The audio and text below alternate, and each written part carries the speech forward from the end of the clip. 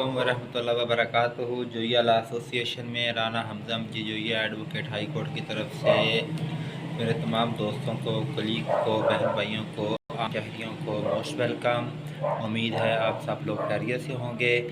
जैसा कि हमारा कल एक लेक्चर हुआ था हाई कोर्ट के हवाले से, तो आज हम उसको रिवाइज़ नहीं करेंगे क्योंकि वो कल आपको थोड़ा सा बताया था।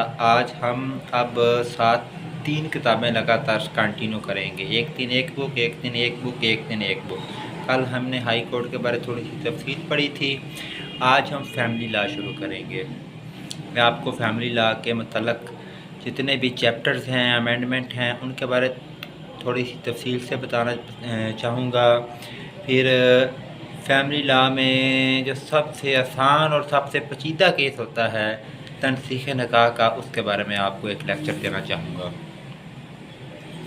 तो फैमिली लॉ की ये मेरे पास बड़ी इम्पोर्टेंट और मशहूर बुक है, ये शायद आपको नज़र भी आ रही हो कि LR वालों की है।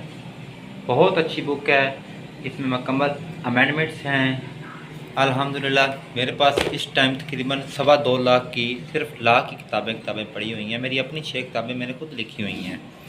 अगर कभी टाइम मिला, अगर कुछ दोस्तों को हेल्प की ज़रूरत हुई तो मैं अपने नोट्स फ्री ऑफ कास्ट दोस्तों में तकसीम भी करता रहता हूँ। और अल्लाह के शुक्र से अभी तक मेरे 3 दोस्त ADPP और 1 दोस्त सिविल जज बन चुका हुआ है, सिर्फ मेरे नोट्स पढ़ के। इसमें मैं कोई आम सा बंदा हूँ, मैं जस्ट समझा सकता हूँ, मैं आसान अल्फाज में कन्वे कर सकता होता हूँ।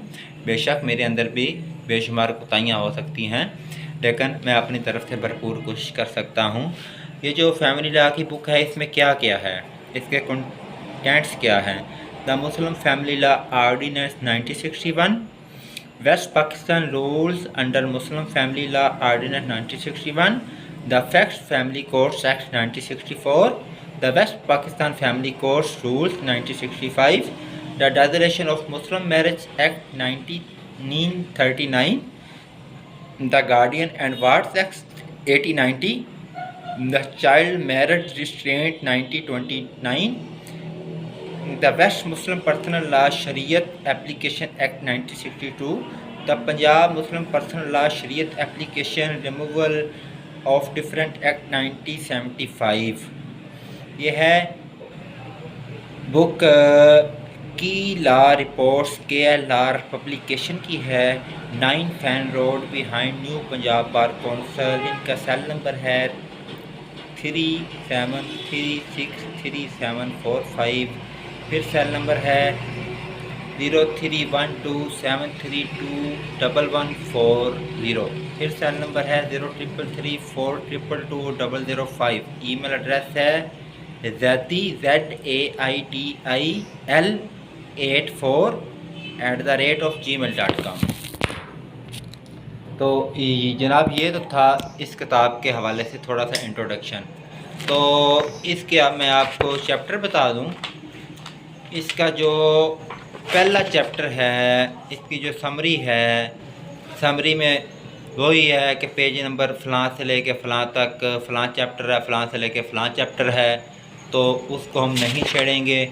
आगे आ गया the Muslim family law ordinance 1961। आज हम इसका थोड़ा सा प्रीएम्बल पढ़ेंगे, उसके बाद हम डायरेक्ट आएंगे डिक्लेरेशन ऑफ मैरिज का प्रोसीजर क्या है, एक्स पार्टी प्रोसीजर क्या है, और अगर अपोजिट पार्टी अपीयर हो जाए तो उसका प्रोसीजर क्या है। हम जस्ट आज फैमिली लॉ ऑर्डिनेंस 96 का प्रीएम्बल पढ़ना चाहेंगे ताकि आपको इसका थोड़ा सा इंट्रोडक्शन का आपको इल्म हो जाए। The Muslim family law ordinance 1961, ordinance number 8 of 1961, 15 July 1961, an ordinance to give effect to certain commendation of the commission on marriage and family laws, यानी कि मैरिज एंड फैमिली लॉज के मतलब है। ये 1961 में मारते वजूद में आया, यानी कि लागू हुआ था। ठीक है। Now they are of in presence of the proclamation of the 7th day of October 1958 and in exercise of all powers enabling him in that behalf, the President is pleased to make and promulgate the following ordinance. Consensus 1958 میں یہ مارد وجود میں start ہوا تھا اور 50 جولائی 1961 میں impose ہوا تھا. اس کے تھوڑے سے کومنٹس ہیں پریمبل کے، اگر آپ چاہتے ہیں تو میں آپ کو وہ پڑھ کے سنا سکتا ہوں، لیکن وہ تھوڑا سا لینتھی ہو جائے گا، لیکن پھر بھی پڑھ کے آپ کو آپ کے علم میں لے کے آنا ضروری ہے. اس کے جو کومنٹس ہیں: ایبسینس آف رخصتی کے بغیر کیا طریقہ کار ہوگا، انٹائٹلمنٹ ٹو ڈوور، جو ڈووری طریقہ کار ہے وہ کیا ہوگا، لیگل پوزیشن کیا ہوگی، where the marriage has not been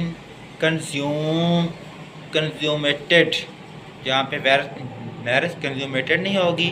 the wife is entitled to only half of husband, جہاں پہ وائف ہسبینڈ کے ہاف ہوتی ہے، یہاں جسٹ نکاح ہوگا، رخصتی نہیں ہوئی.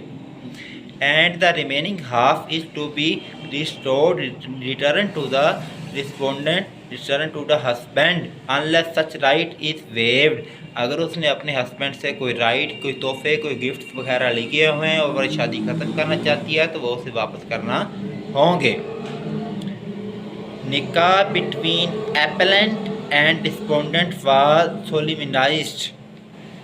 جو نکاح ہوتا ہے وہ ایک کانٹریکٹ ہوتا ہے، میاں اور بیوی کے درمیان ہوتا ہے. نکاح between ایپلنٹ and respondent was سولیمنائزڈ. However, رخصتی never took place، جب تک رخصتی نہ ہو. Question as to quantum of payable dower in case of non-consummation of marriage between spouses. Legal controversy held where the marriage had not been consummated. The wife would be entitled to half of the land given to her by her husband in lieu of her dower. A dower of respondent lady was reduced of half of what was agreed settled between the spouse at the time of solemnization marriage. Civil appeal party allowed، وہ civil appeal کر سکتی ہے، family court میں جا سکتی ہے، نکاح ہو چکا ہے، وہ اپنے خرچے کا کلیم کر سکتی ہے. Divorce, husband died before completion of 90 days of divorce. اگر ہسبینڈ 90 days کے اندر اس کی ڈیتھ ہو جاتی ہے، ایفیکٹ کیا اس کا ہوگا، ہیلڈ. یہ ایک اتھارٹی ہے 2017 CLC 516 اور 2015 SLR SCP کے 271A. Husband died before completion of 90 days of divorce. Effect held during the period of 90 days. If husband was alive, he would have had two options to revoke the divorce pronounced of him. Procedure provided under law required reconciliation proceeding to be initiated, and only on expiry of 90 days of divorce was to be effected on the date husband died. Divorce having not become effective in term of section 7 Muslim Family Law Ordinance 1961, wife committed to be his widow and was entitled to inherit his property. اگر husband زندہ ہے، 90 days گزر چکے ہیں، divorce ان کی ہو چکی ہے قانونی طریقے سے، ہر لحاظ سے مکمل طور پہ، دین وائف اس کی پراپرٹی سے، اس کے بیلنس سے، اس کے بینک سے، اس کی وراثت سے کسی قسم کا کوئی کلیم نہیں کر سکتی. اور اگر ہسبینڈ نے ڈیورس دے دی ہے اور ابھی اس کی عدت کا ٹائم پیریڈ گزر رہا ہے جو کہ 90 days بتایا گیا ہے، جو کہ یہ دونوں اتھارٹیز ہیں، ان اتھارٹیز کے تحت اگر 90 days کا ٹائم بتایا گیا ہے تو وہ اگر ہسبینڈ ڈیتھ ہو جاتا ہے، ہسبینڈ کی ڈیتھ ہو جاتی ہے تو وائف کلیم کر سکتی ہے، کیونکہ 90 days میں ڈیورس کا ایک ٹائم پیریڈ ہوتا ہے. ہر 3 ماہ، ہر منتھ ایک نوٹس ہوتا ہے، 3 دفعہ زبانی طلاق دینے سے طلاق نہیں ہوتی، باقاعدہ قانونی اس کا جو طریقہ کار ہے، شرعی طریقہ کار کی طرف بھی ہم آئیں گے، لیکن جو ابھی قانونی طریقہ کار ہے مسلم فیملی لا آرڈیننس 1961 اس کے تحت ہم بات کر رہے ہیں، تو وہ ڈیورس نہیں ہو سکتی، اور اگر 90 ڈیز کے اندر اندر ہسبینڈ کی ڈیتھ ہو جاتی ہے تو wife has fully right to file a case submit in the court for her x husband property every thing, یا جو بھی نکاح نامہ میں لکھا ہوا ہو ETC وہ اس کی حقدار ہوتی ہے۔ اس کا تھوڑا سا انٹروڈکشن اور ہے، enhancement of maintenance allowance to the minor, اگر ان کی شادی ہو جاتی ہے، ان کے کوئی چھوٹے بیبیز ہیں، ہسبینڈ ان کا خرچہ دینے کا پابند ہے۔ Income source pleadings and evidence, monthly income of respondent father as admitted by ہم during the cross examination was ₹34,000 while he was accommodation. If further transpired that respondent had no liability to also further maintenance allowances amount to minor of JFC required to be month, whereas future maintenance allowance said minor as fixed ₹5,000 per month with 10% annual increase. Writ petition allowed, یہ ایک writ petition allowed ہوئی تھی 2014 SLR Lahore page number 62 ہے۔ جتنے بھی minor بچے ہوں گے اگر ڈیورس نہیں ہوئی، اگر ڈیورس ہو گیا ہے تو وائف کو صرف عدت کا خرچہ ملے گا، اور اگر ڈیورس نہیں ہوئی تو چاہے اس کا ایک بچہ ہے، چاہے 4 ہیں، چاہے 6 ہیں، ان کا کم سے کم فیملی کوڈ 5,000 روپیہ بچے کی انکم لگائے گی اگر ہسبینڈ کی سیلری 34,000 سے ابو ہے تو جناب یہ تو تھا ہمارا صرف چھوٹا سا پریمبل تھا ایک، ہم باقاعدہ صبح سے فیملی لا کا پہلا چیپٹر ڈیٹیل سے ڈسکس کریں گے، اس سے اگلے دن ہم جو ہائی کورٹ کے رول ہیں اس کو ڈسکس کریں گے انشاءاللہ۔ اس سے اگلے دن ہم پھر CRPC کو شروع کریں گے۔ اب ہم فیملی لا، CRPC اور ہائی کورٹ یہ 3 بکس کو کمپلیٹ کر کے پھر ہم پاکستان پینل کوڈ اور قانون شہادت اور کوئی ایک کتاب، فار ایگزامپل وہ ایک کتاب ہم لے لیں گے، انکم ٹیکس لے سکتے ہیں، ایڈمنسٹریشن آف جسٹس لے سکتے ہیں، اسلامک لا لے سکتے ہیں، انگلش جورسپروڈکشن لے سکتے ہیں، کنٹریکٹ ٹیکس لے سکتے ہیں، کوئی بھی کتاب ہم لے سکتے ہیں۔ ہم پہلے یہ 3 بکس ختم کر لیں، پھر انشاءاللہ تعالیٰ آگے 3 بک مزید شروع کر دیں گے۔ تو اب ایک آپ کو چھوٹا سا بتانا چاہتا ہوں کہ فیملی لا میں جو تنسیخ نکاح کا کیس ہوتا ہے وہ بڑا آسان بھی ہوتا ہے اگر ایکس پارٹی ہو جائے، اور بڑا پیچیدہ بھی ہوتا ہے اور بڑا لمبا بھی ہو جاتا ہے۔ ایکس پارٹی کیس میں ہم نے سب سے پہلے دعویٰ تنسیخ نکاح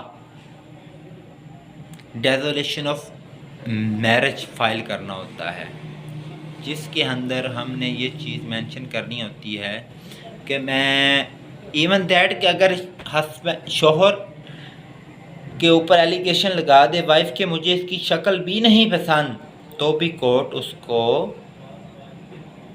ڈیورس یعنی کہ خلا کا کیس دے دے گی، اجازت دے دے گی۔ اور 70% آج کل لیڈیز، میں لاہور میں پریکٹس کرتا ہوں زیادہ تر، میں نے دیکھا ہے 7, 8, 9 فیملیز کورٹ ہیں، اور ہر فیملی کورٹ میں کم سے کم روز کے 20 سے 30 کیس تنسیخ نکاح کے لگے ہوتے ہیں، ڈیزولیشن آف میرج کے۔ پتہ نہیں آج کل کی خواتین کو کیا ہوا پڑا ہے، یا شاید آج کل کے مردوں کو کیا ہوا پڑا ہے، شاید وہ بہت گھٹیا ہوئے پڑے ہیں، لیکن شاید یہ ان کا آپس کا پرسنل معاملہ ہے۔ لیکن میں آپ کو جو پروسیجر ایک بتانا چاہ رہا ہوں، سب سے پہلے ہم فائل کریں گے ڈیزولیشن آف میرج کا کیس۔ یہ ہم پہلے ایکس پارٹی کیس فائل کریں گے، ڈیزولیشن آف میرج کا کیس فائل کریں گے۔ پہلی تاریخ میں ہمیں 1 دن کی تاریخ मिल जाएगी, उसमें हम नोटिस करा देंगे। अगर अगली पार्टी उस नोटिस पे अपीयर नहीं होती तो हम उसके बाद अखबार इश्तिहार में एक डेट ले लेंगे, 1 हफ्ते की, 10 दिन की, 15 दिन की। वैसे तो अमूमी तौर पे कोर्ट 15 डेज़ या 1 महीने की डेट डालती है, लेकिन जब एक्स पार्टी केस होना होता है तो वकला हज़रात की कोशिश होती है कि वो 1 मंथ की तारीख ले लेते हैं या 15 डेज़ की तारीख ले लेते हैं। It is all about depends of the court and all about depends of the lawyers। फिर अखबार में इश्तिहार होता है, फिर भी अगर हस्बैंड कोर्ट में अपीयर ना हो तो फिर अगली तारीख पे हसालत की, कंप्रोमाइज़ की डेट पड़ती है कि शायद हस्बैंड अभी भी आ जाए।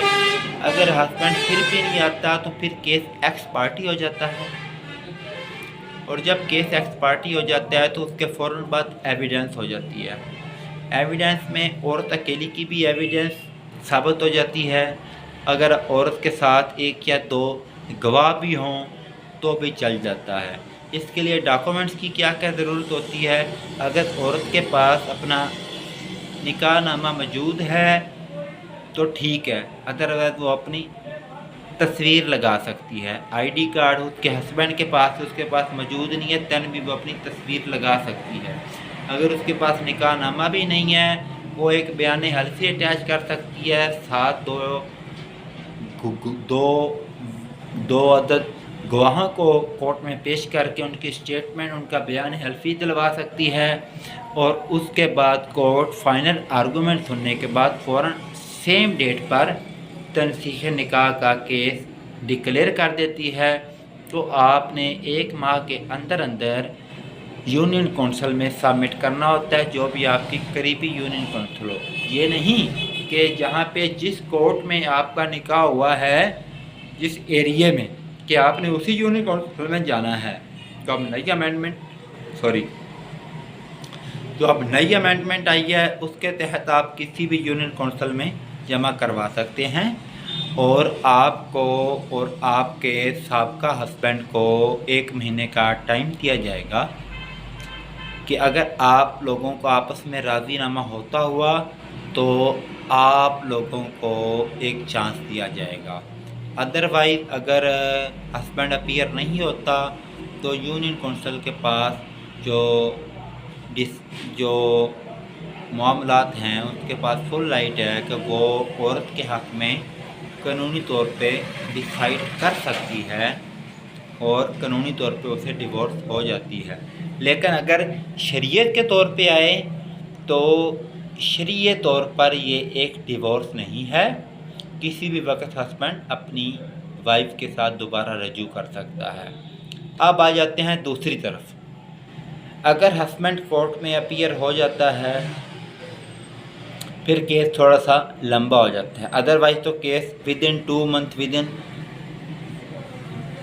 1.5 मंथ केस क्लोज हो जाता है। अगर हस्बैंड कोर्ट में आ जाता है फिर दावा, जवाब दावा, एप्लीकेशन, वकालतनामे, एविडेंस, क्रॉस रेफरेंस, ETC वगैरह वगैरह, फिर 4-5 माह का प्रोसीजर लगता है। लेकिन फ़ैसला तनसीह निकाह में अगर औरत ने डिसाइड कर लिया है ना कि उसने डिवोर्स ही लेनी है, उसे दुनिया की कोई ताकत नहीं रोक सकती, दुनिया का कोई कानून नहीं रोक सकता, ये उसे इस्लाम ने इजाज़त दी है।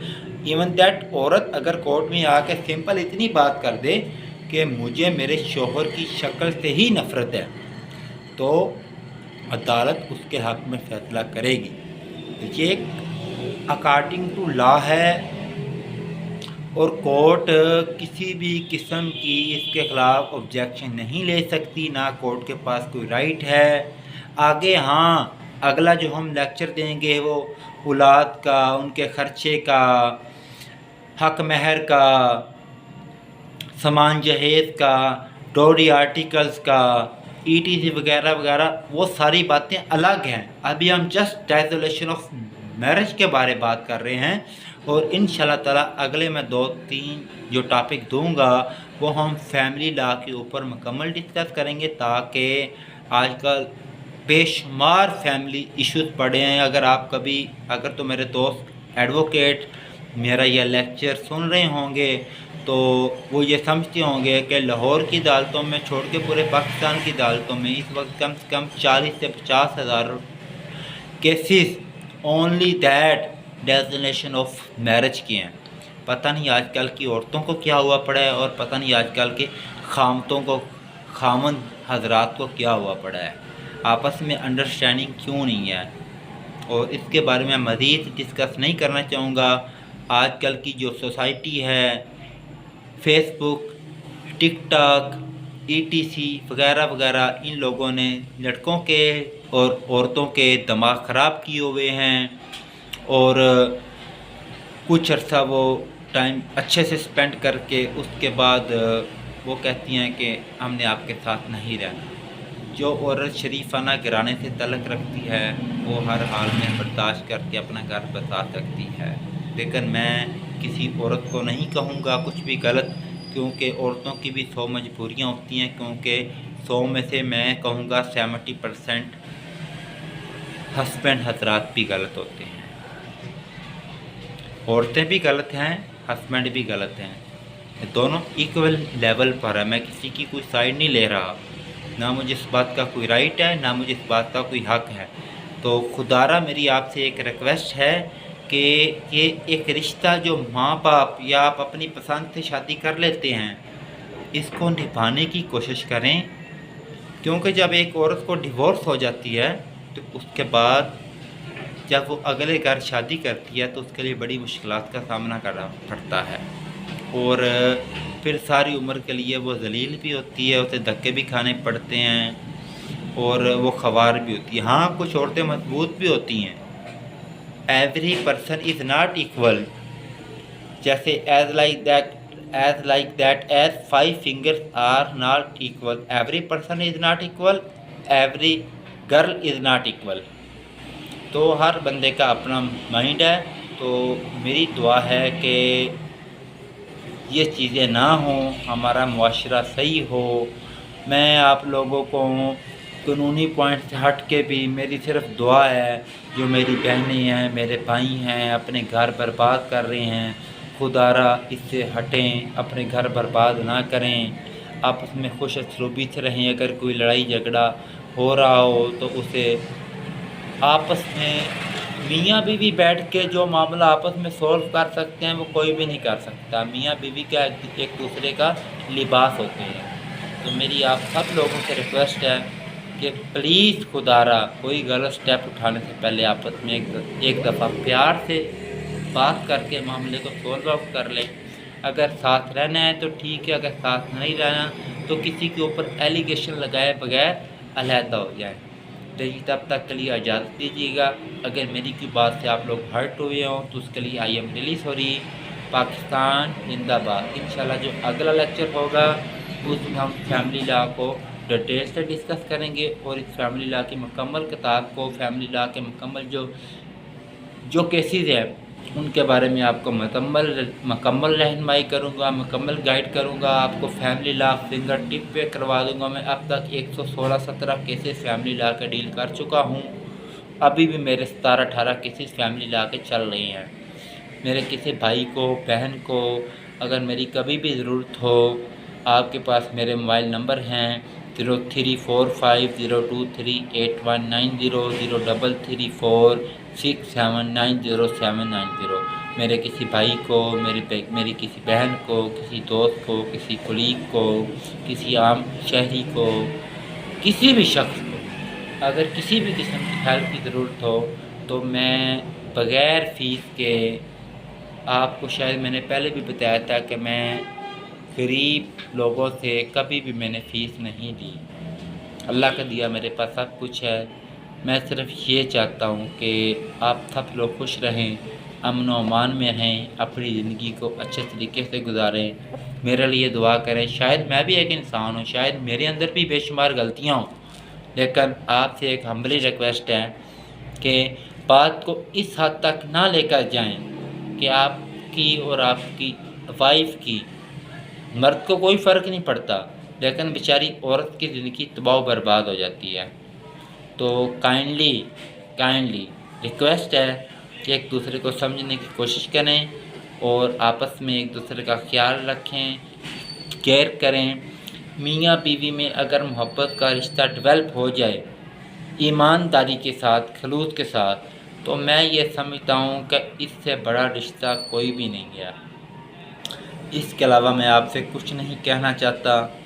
شاید آپ لوگوں کو، کچھ دوستوں کو میری باتیں اچھی نہ لگی ہوئی ہوں، لیکن جو میاں بیوی کا رشتہ ہے وہ اللہ پاک نے بنایا ہے، قدرت نے رشتہ بنایا ہے، اللہ پاک کی طرف سے رشتہ بنا ہوا ہے۔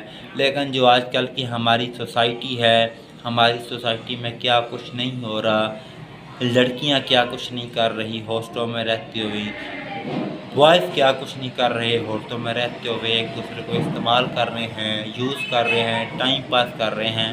دیٹ از ناٹ فیئر یار۔